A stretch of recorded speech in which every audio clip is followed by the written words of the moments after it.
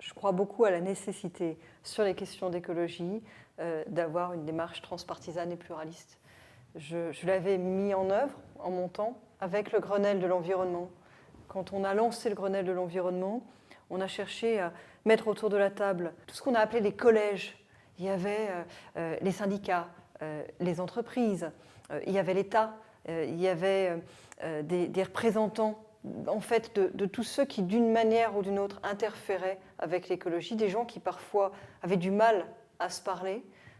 Et on a cherché à transcender, à dépasser ça pour pouvoir mettre l'ensemble de la société et du monde économique en mouvement.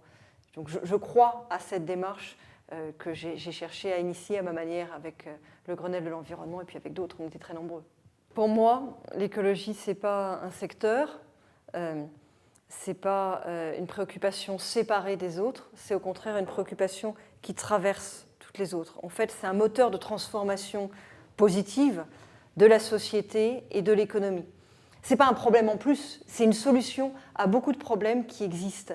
Et donc ça concerne tout le monde, y compris des gens qui ne sont pas particulièrement passionnés par les questions d'écologie, mais qui sont confrontés à d'autres problèmes. Je prends juste un exemple qui est malheureusement d'une terrible actualité, c'est la question de l'emploi.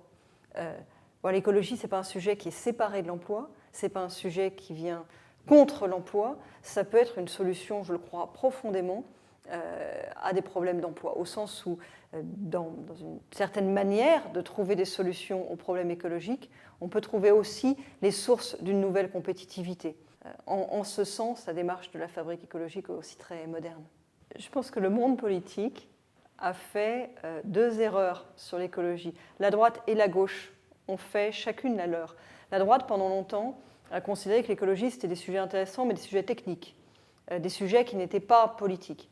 Et elle est heureusement sortie de cette erreur-là, d'abord avec la charte constitutionnelle de l'environnement du temps de Jacques Chirac, puis avec le Grenelle de l'environnement du temps de Nicolas Sarkozy.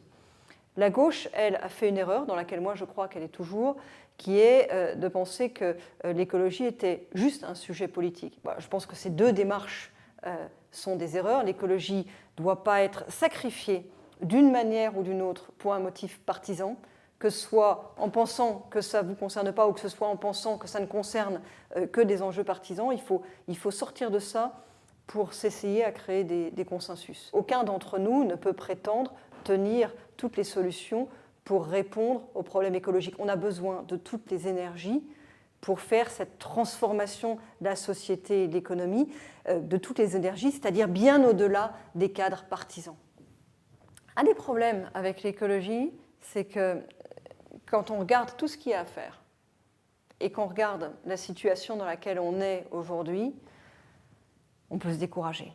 Il y a tellement de choses à changer, tellement de transformations à porter, et ces transformations viennent heurter tant d'intérêts, et pire que ça, pire que les intérêts des habitudes qu'on a tous, que le découragement, il vient très rapidement. Donc si on veut surmonter ce moment de découragement, il faut être dans le concret, il faut trouver un chemin, il faut mettre en œuvre une méthode, il faut accepter de ne pas faire tous les jours des grands pas. Voilà, trouver ensemble les étapes pour avancer et pour être très concret. Moi, c'est ce que j'attends personnellement de la fabrique écologique.